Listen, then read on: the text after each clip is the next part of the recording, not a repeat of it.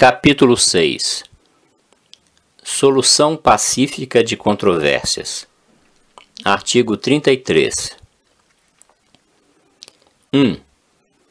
As partes em uma controvérsia que possa vir a constituir uma ameaça à paz e à segurança internacionais procurarão, antes de tudo, chegar a uma solução por negociação, inquérito, mediação, conciliação, arbitragem, solução judicial, recurso a entidades ou acordos regionais ou a qualquer outro meio pacífico à sua escolha.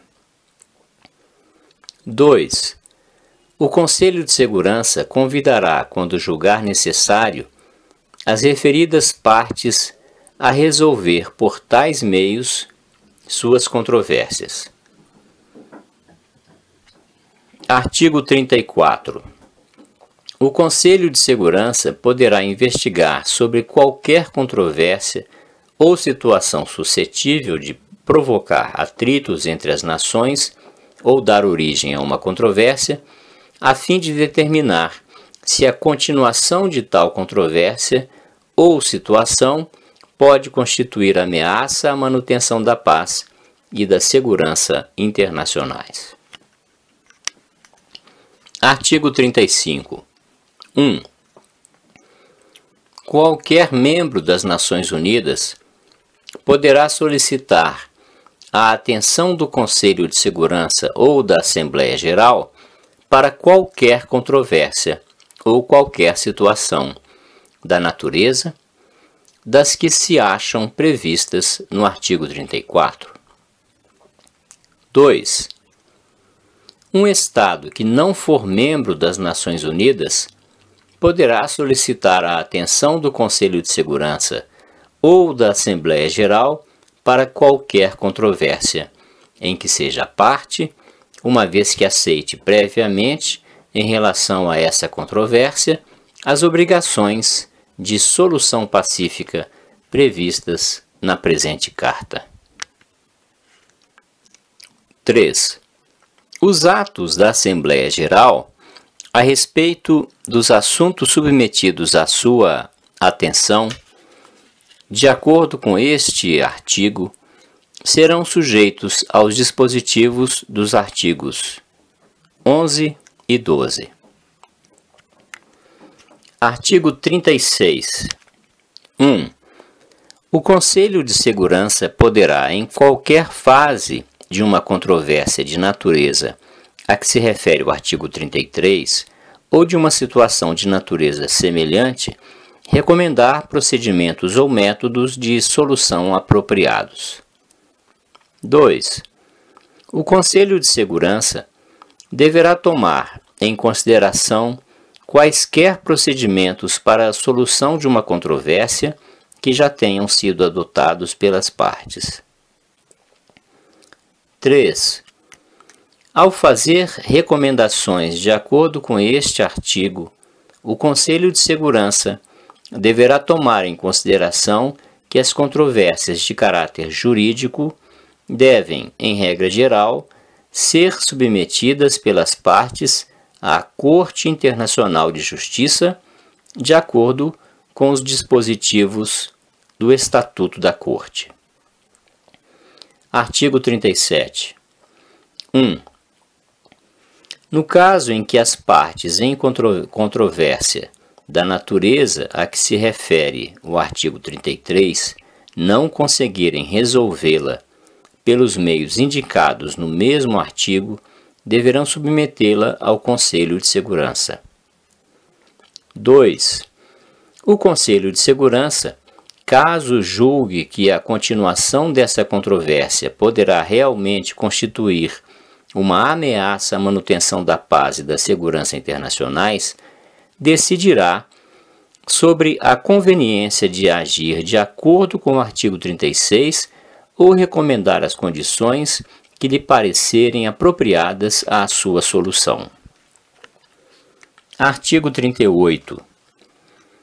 Sem prejuízo dos dispositivos dos artigos 33 a 37, o Conselho de Segurança poderá, se todas as partes em uma controvérsia assim o solicitarem, fazer recomendações às partes, tendo em vista uma solução pacífica da controvérsia.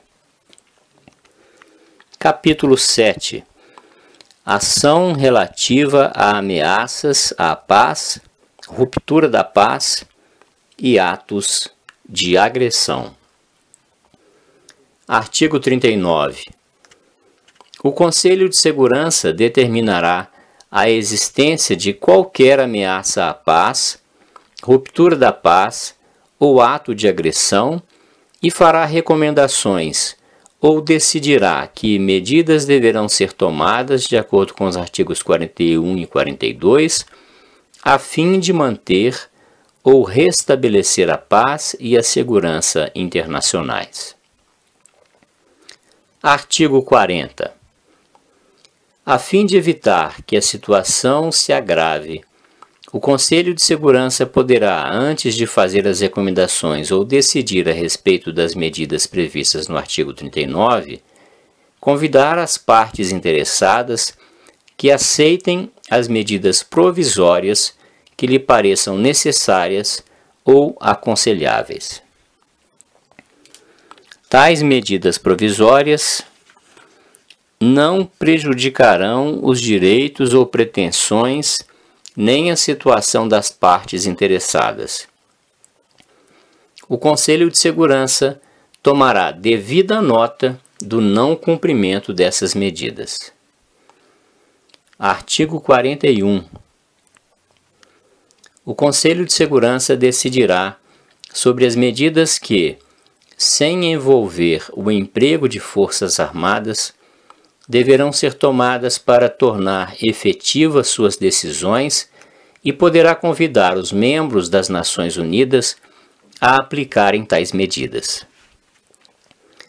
Estas poderão incluir a interrupção completa ou parcial das relações econômicas, dos meios de comunicação ferroviários, marítimos, aéreos, postais, telegráficos, radiofônicos ou de outra qualquer espécie, e o rompimento das relações diplomáticas.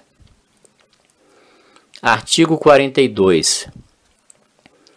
No caso do Conselho de Segurança considerar que as medidas previstas no artigo 41 seriam ou demonstraram que são inadequadas, poderá levar a efeito, por meio de forças aéreas, navais ou terrestres, a ação que julgar necessária para manter ou restabelecer a paz e a segurança internacionais.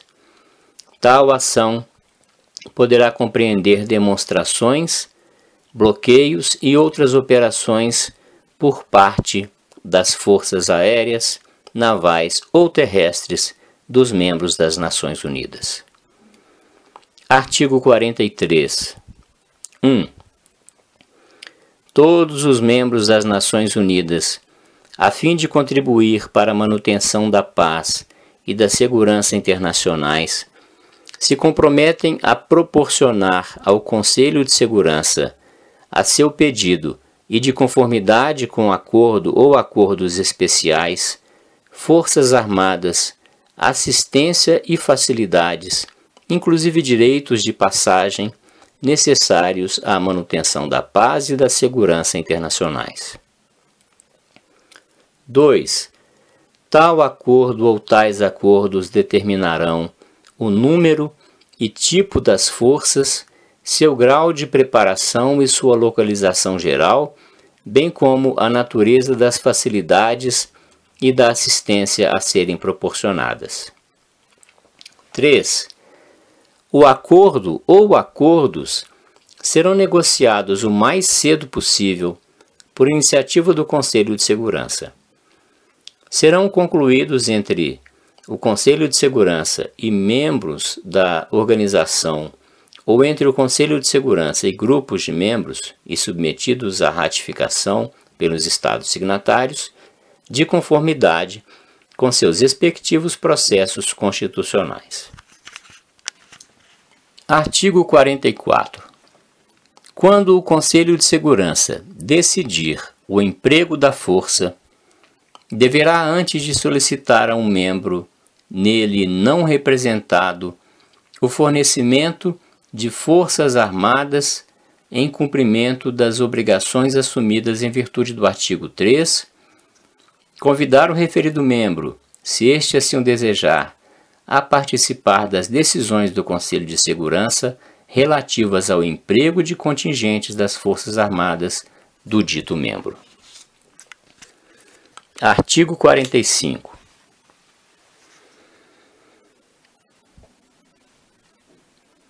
A fim de habilitar as Nações Unidas a tomarem medidas militares urgentes, os membros das Nações Unidas deverão manter imediatamente utilizáveis contingentes das Forças Aéreas Nacionais para execução combinada da uma ação coercitiva internacional. A potência e o grau de preparação desses contingentes, bem como os planos de ação combinada, serão determinados pelo Conselho de Segurança com a assistência da Comissão de Estado-Maior, dentro dos limites estabelecidos no acordo ou acordos especiais a que se refere o artigo 3. Artigo 46. O Conselho de Segurança, com a assistência da Comissão de Estado-Maior, fará planos para a aplicação das Forças Armadas. Artigo 47. 1. Será estabelecida uma Comissão de Estado-Maior destinada a orientar e assistir o Conselho de Segurança em todas as questões relativas às exigências militares do mesmo Conselho para a manutenção da paz e da segurança internacionais. Utilizarão e comando das forças colocadas à sua disposição, regulamentação de armamentos e possível desarmamento. 2. A Comissão de Estado-Maior será composta dos chefes de Estado-Maior, dos membros permanentes do Conselho de Segurança ou de seus representantes. Todo membro das Nações Unidas que não estiver permanentemente representado na comissão será, por esta, convidado a tomar parte nos seus trabalhos, sempre que a sua participação for necessária ao eficiente cumprimento das responsabilidades da comissão. 3. A Comissão de Estado-Maior será responsável, sob a autoridade do Conselho de Segurança, pela direção estratégica de todas as forças armadas postas à disposição do dito Conselho. As questões relativas ao comando dessas forças serão resolvidas ulteriormente.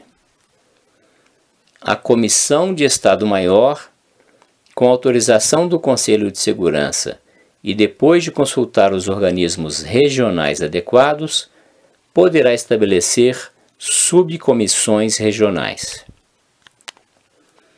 Artigo 48. 1.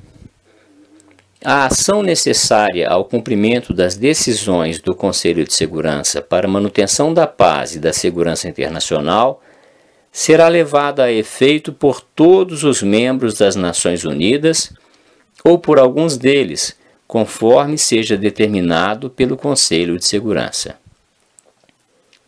2. Essas decisões serão executadas pelos membros das Nações Unidas diretamente e por seu intermédio nos organismos internacionais apropriados de que façam parte. Artigo 49. Os membros das Nações Unidas prestar-se-ão assistência mútua para a execução das medidas determinadas pelo Conselho de Segurança. Artigo 5º. No caso de serem tomadas medidas preventivas ou coercitivas contra um Estado pelo Conselho de Segurança, qualquer outro Estado, membro ou não das Nações Unidas, que se sinta em presença de problemas especiais de natureza econômica resultantes da execução daquelas medidas, terá o direito de consultar o Conselho de Segurança a respeito da solução de tais problemas. Artigo 51. Nada da presente Carta prejudicará o direito inerente de legítima defesa individual ou coletiva no caso de ocorrer um ataque armado contra um membro das Nações Unidas, até que o Conselho de Segurança tenha tomado as medidas necessárias para a manutenção da paz e da segurança internacionais. As medidas tomadas pelos membros no exercício desse direito de legítima defesa serão comunicadas imediatamente ao Conselho de Segurança e não deverão, de modo algum, atingir a autoridade e a responsabilidade que a presente Carta atribui ao Conselho para levar a efeito, em qualquer tempo, a ação que julgar necessária à manutenção ou ao restabelecimento da paz e da segurança internacionais.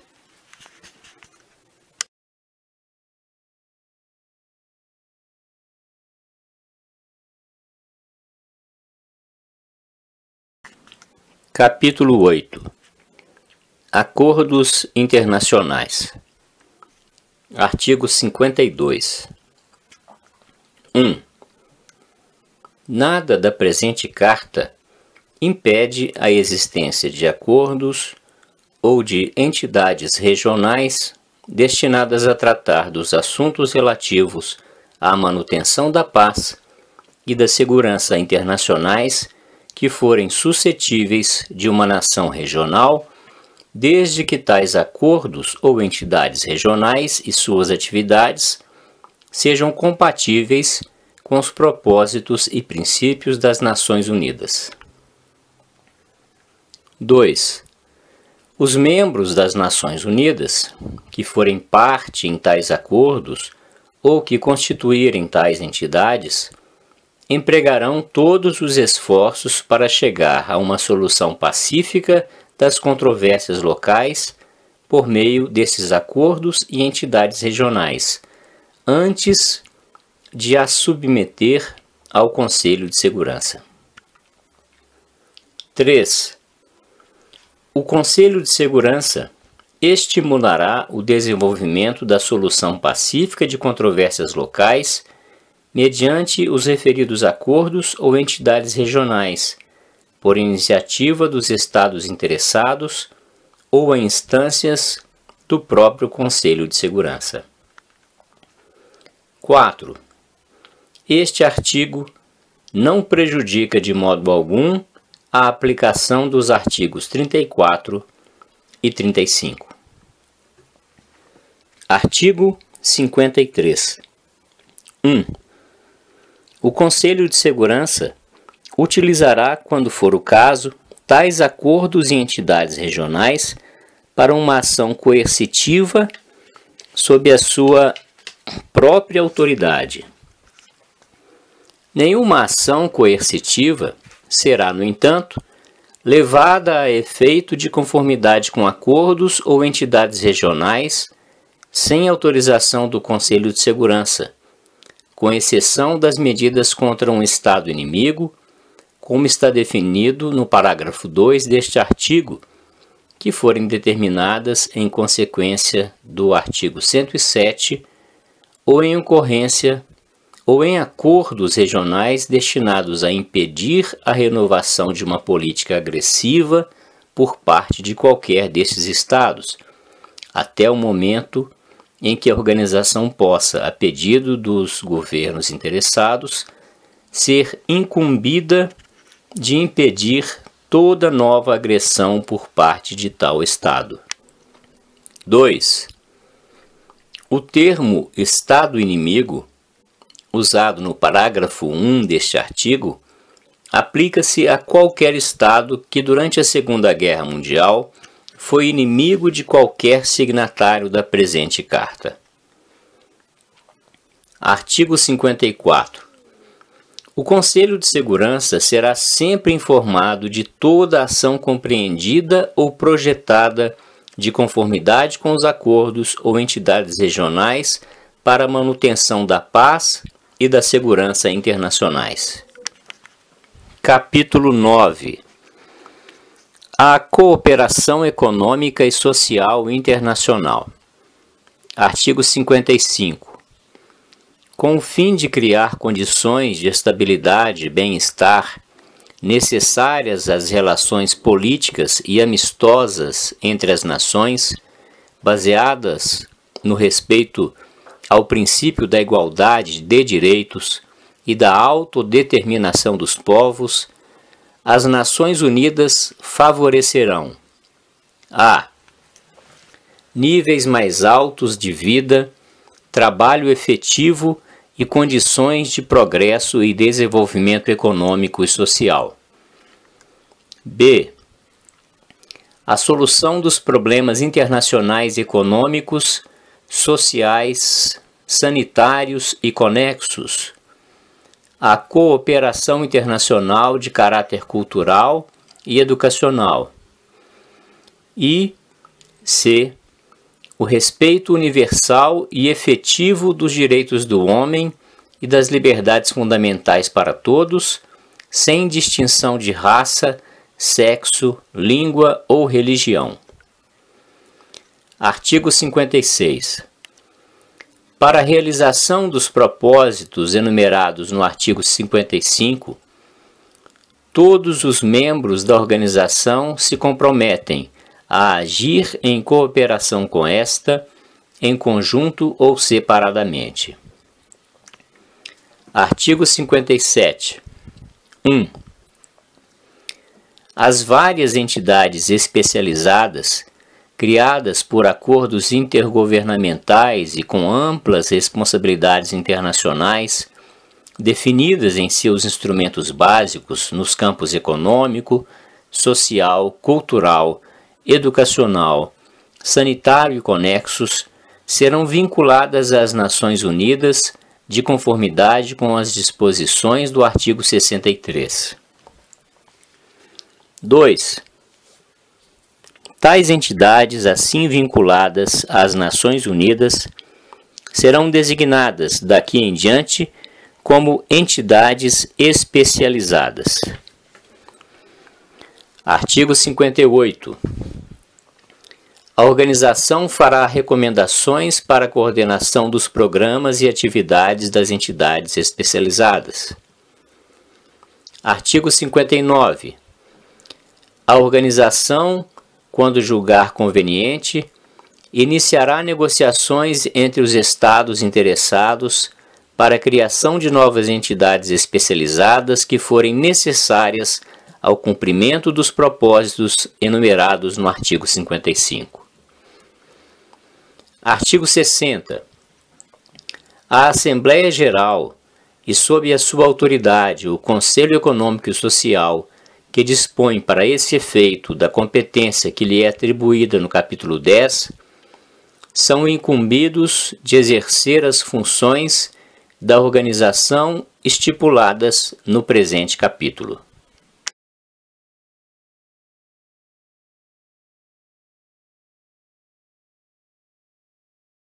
(3) Poderá preparar projetos de convenções a serem submetidos à Assembleia Geral sobre assuntos de sua competência. 4. Poderá convocar, de acordo com as regras estipuladas pelas Nações Unidas, conferências internacionais sobre assuntos de sua competência. Artigo 63. 1. O Conselho Econômico e Social poderá estabelecer acordos com qualquer das entidades a que se refere o artigo 57, a fim de determinar as condições em que a entidade interessada será vinculada às Nações Unidas. Tais acordos serão submetidos à aprovação da Assembleia Geral. 2.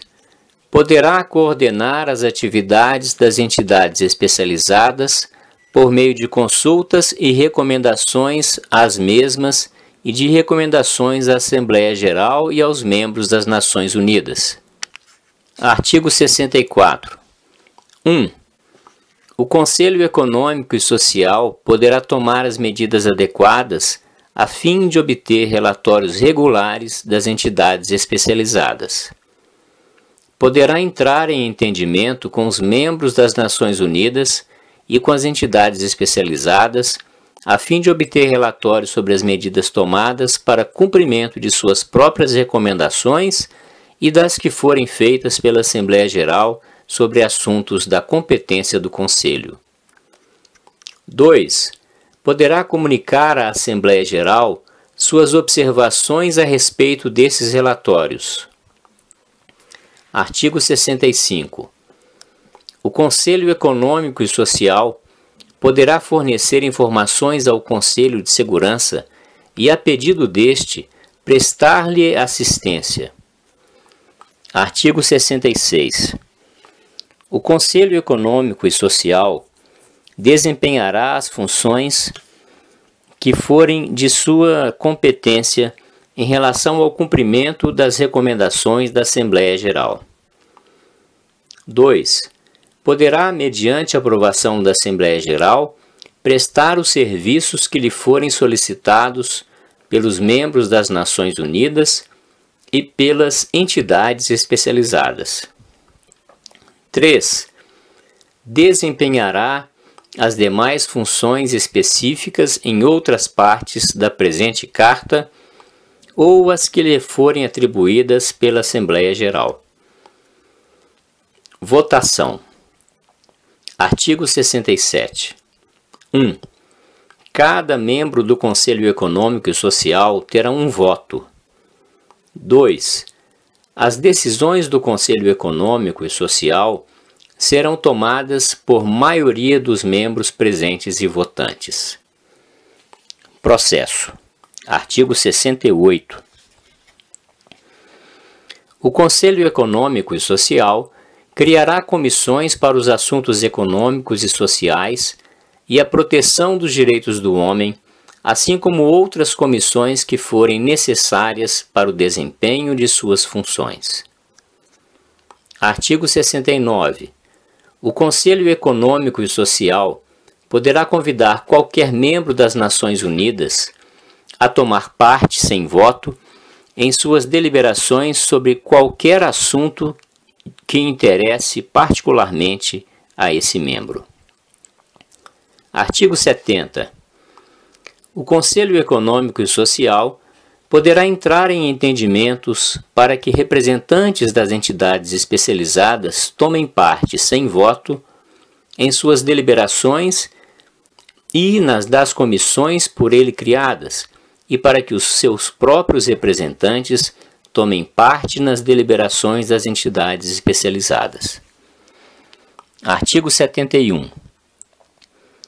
O Conselho Econômico e Social poderá entrar nos entendimentos convenientes para a consulta com organizações não governamentais encarregadas de questões que estiverem dentro da sua própria competência.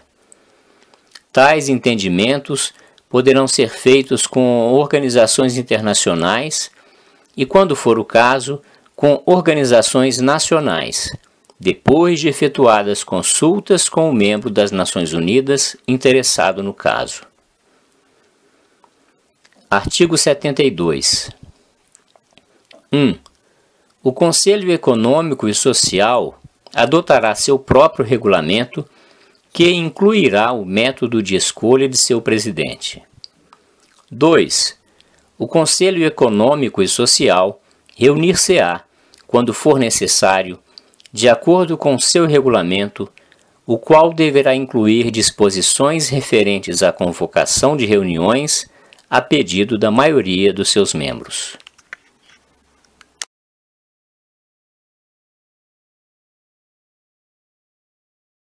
(3) Poderá preparar projetos de convenções a serem submetidos à Assembleia Geral sobre assuntos de sua competência. 4. Poderá convocar, de acordo com as regras estipuladas pelas Nações Unidas, conferências internacionais sobre assuntos de sua competência. Artigo 63. 1.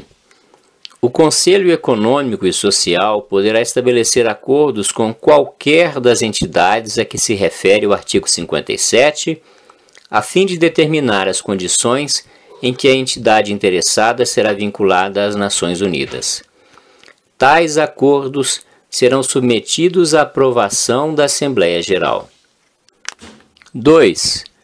Poderá coordenar as atividades das entidades especializadas por meio de consultas e recomendações às mesmas e de recomendações à Assembleia Geral e aos membros das Nações Unidas. Artigo 64. 1. O Conselho Econômico e Social poderá tomar as medidas adequadas a fim de obter relatórios regulares das entidades especializadas.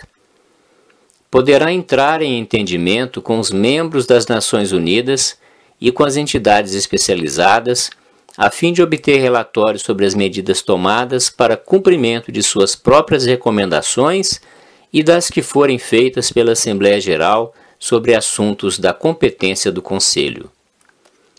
2. Poderá comunicar à Assembleia Geral suas observações a respeito desses relatórios. Artigo 65. O Conselho Econômico e Social poderá fornecer informações ao Conselho de Segurança e, a pedido deste, prestar-lhe assistência. Artigo 66. O Conselho Econômico e Social desempenhará as funções que forem de sua competência em relação ao cumprimento das recomendações da Assembleia Geral. 2.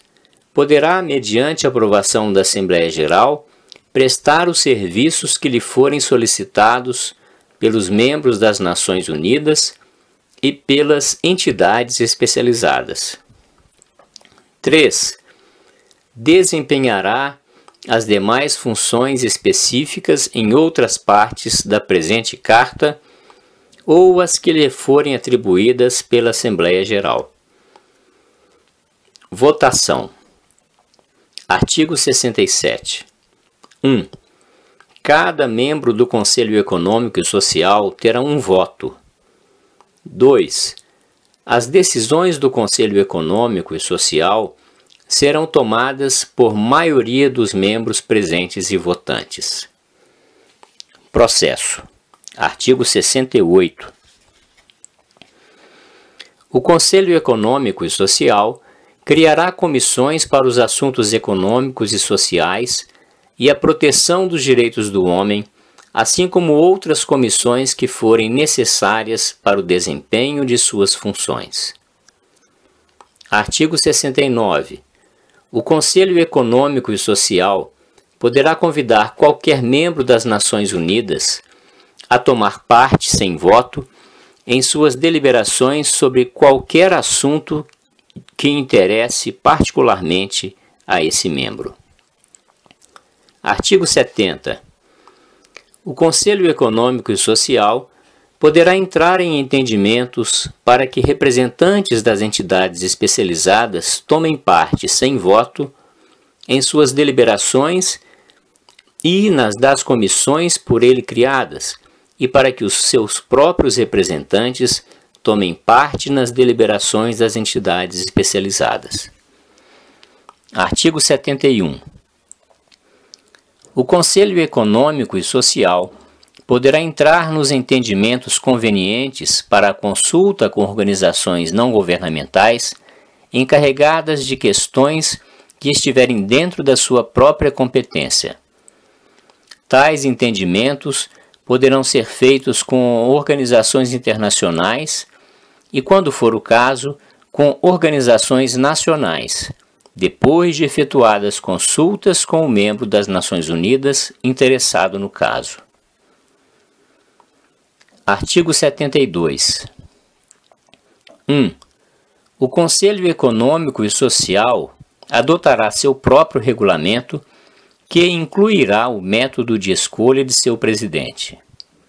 2. O Conselho Econômico e Social reunir-se-á, quando for necessário, de acordo com seu regulamento, o qual deverá incluir disposições referentes à convocação de reuniões a pedido da maioria dos seus membros.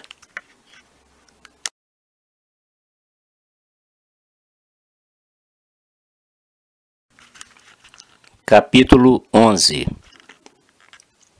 Declaração relativa a territórios sem governo próprio. Artigo 73. Os membros das Nações Unidas que assumiram ou assumam responsabilidades pela administração de territórios cujos povos não tenham atingido a plena capacidade de se governarem a si mesmos, reconhecem o princípio de que os interesses dos habitantes desses territórios são da mais alta importância e aceitam, como missão sagrada, a obrigação de promover no mais alto grau, dentro do sistema de paz e segurança internacionais estabelecido na presente Carta, o bem-estar dos habitantes desses territórios e, para tal fim, a assegurar, com o devido respeito à cultura dos povos interessados, o seu progresso político, econômico, social e educacional, o seu tratamento equitativo e a sua proteção contra o abuso. B. Desenvolver sua capacidade de governo próprio, tomar devida nota das aspirações políticas dos povos e auxiliá-los no desenvolvimento progressivo de suas instituições políticas livres, de acordo com as circunstâncias peculiares a cada território e seus habitantes e os diferentes graus de seu adiantamento. C. Consolidar a paz e a segurança internacionais. D. Promover medidas construtivas de desenvolvimento, estimular pesquisas, cooperar um com os outros e, quando for o caso, com entidades internacionais especializadas, com vistas à realização prática dos propósitos de ordem social, econômica ou científica enumerados neste artigo. E transmitir regularmente ao secretário-geral, para fins de informação sujeitas às reservas impostas por considerações de segurança e de ordem constitucional, informações estatísticas ou de outro caráter técnico relativas às condições econômicas, sociais e educacionais dos territórios pelos quais são respectivamente responsáveis e que não estejam compreendidos entre aqueles a que se referem os capítulos 12 e 13. Artigo 74. Os membros das Nações Unidas concordam também em que a sua política com relação aos territórios a que se aplica o presente capítulo deve ser baseada, do mesmo modo que a política seguida nos respectivos territórios metropolitanos, no princípio geral de boa vizinhança, tendo na devida conta os interesses e o bem-estar do resto do mundo no que se refere às questões sociais, econômicas e comerciais.